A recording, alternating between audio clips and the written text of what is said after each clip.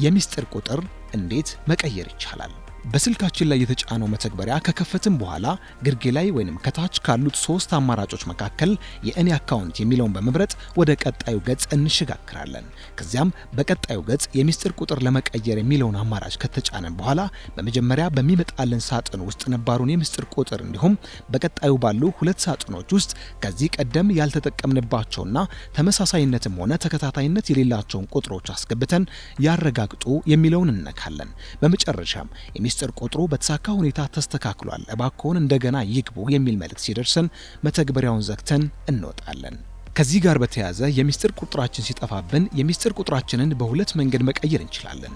የመጀመሪያው መንገድ በራሳችን የሚስጥር ቁጥር የምናገኝበት አማራጭ ሲሆን የሚስጥር ቁጥራችን ሲጠፋብን በራሳችን የሚስጥር ቁጥራችንን ማስተካከል እንድንችል በቅድሚያ በመተግበሪያው የምናገኛቸውን ሚስጥራዊ ጥያቄዎች መሙላትና መልሶቻቸውን ሳይሰርዙ መያዝ ያስፈልጋል። ሁለተኛው አማራጭ ደግሞ በደንበኞች አገልግሎት ሰራተኞቻችን እገዛ የሚስጥር ቁጥራችንን የምናስተካክልበት መንገድ ሲሆን ወደ ቴሌብር ወይንም 127 ደውለን እንዲሁም ወደ 126 አጭር የጽሑፍ መልእክት ልከን ወይንም የቴሌብር የፌስቡክና የትዊተር ትስስር ገጾችን ተጠቅመን የሚስጥር ቁጥር በመቀበል የሚስጥር ቁጥራችንን ማስተካከል ይቻላል። ሚስጥራዊ ጥያቄዎችን ቀድመን ለመሙላት መተግበሪያውን እንደከፈትን በምናገኘው የመጀመሪያው ገጽ ግርጌ ወይንም ከታች በቀኝ በኩል የምናገኘውን የእኔ አካውንት የሚለውን ምልክት ከነካም በኋላ በቀጣዩ ገጽ ከሚመጡልን አማራጮች መካከል ሚስጥራዊ ጥያቄ የሚለውን አማራጭ መምረጥ ይኖርብናል። ከዚያም ሚስጥራዊ ጥያቄ ማዘጋጀት ያስፈልጎታል የሚል ጥያቄ ሲመጣልን ይቀጥሉ የሚለውን ሳጥን ከነካም በኋላ የሚስጥር ቁጥር ያስገቡ የሚል ትዕዛዝ ሲመጣ ባለ 6 አሃዝ የሚስጥር ቁጥራችንን አስገብተን ለመጨረስ የሚለውን ሳጥን በመጫን ወደ ቀጣዩ ገጽ እንሸጋግራለን። በቀጣዩ ገጽ ባሉ የጥያቄ ሳጥኖች ውስጥ ከ5 ጥያቄዎች 3 ጥያቄዎችን መርጠን የራሳችንን መልስ መስጠት የሚጠበቅብን ሲሆን በምንሰጠው መልስ ቃላት መካከል ምንም አይነት ክፍተት መተው የለብንም።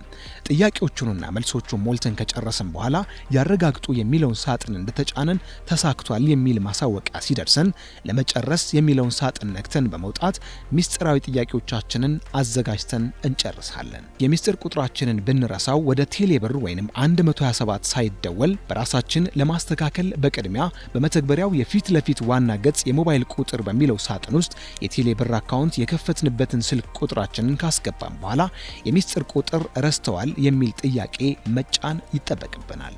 በቀጣይም መጀመሪያ ላይ በምናገኘው ሳጥን ውስጥ ስልክ ቁጥራችንን ካስገባን በኋላ ማረጋገጫ ቁጥር ለማግኘት የሚለውን ሳጥን ነክተን የማረጋገጫ ቁጥር ተልኳል የሚል መልእክት ሲደርሰን ከአጭር መልእክት ሳጥናችን ውስጥ የተላከልንን ቁጥር በመውሰድና የማረጋገጫ ቁጥር ያስገቡ በሚለው ባዶ ሳጥን ውስጥ ሞልተን ይቀጥሉ የሚለውን ሳጥን መጫን አለብን። ወዲያውኑ ከዚህ በፊት የሞላናቸው ሚስጥራዊ ጥያቄዎች ሲመጡልን መልሶቻችንን በመሙላት ያስገቡ የሚለውን ሳጥን እንደነካን ኤስኤምኤስ በአጭር ጊዜ ውስጥ ይደርሶታል የሚል ማሳወቂያ ሲደርሰን ለመጨረስ የሚለውን ሳጥን ተጭነን እንወጣለን። በመቀጠልም ከ127 በአጭር መልእክት የደረሰንን የሚስጥር ቁጥር ያስገቡ በሚለው ሳጥን ውስጥ ካስገባን በኋላ በመጀመሪያ በሚመጣልን ሳጥን ውስጥ ከ127 የደረሰንን ነባሩን የሚስጥር ቁጥር እንዲሁም በቀጣይ ባሉ 2 ሳጥኖች ውስጥ አዲስ መቀየር የምንፈልገውን የሚስጥር ቁጥር አስገብተን ያረጋግጡ የሚለውን እንነካለን። በመጨረሻም የሚስጥር ቁጥሩ በተሳካ ሁኔታ ተስተካክሏል፣ እባክዎ እንደገና ይግቡ የሚል መልእክት ይደርሰናል። ለበለጠ መረጃ ድረገጻችንን www.ethiotelecom.et/telebir እንዲሁም ይፋዊ የፌስቡክ፣ የትዊተር፣ የቴሌግራም፣ የዩቲዩብ፣ ኢንስታግራም እና ሊንክድኢን ገጻችንን ይጎብኙ። ኢትዮ ቴሌኮም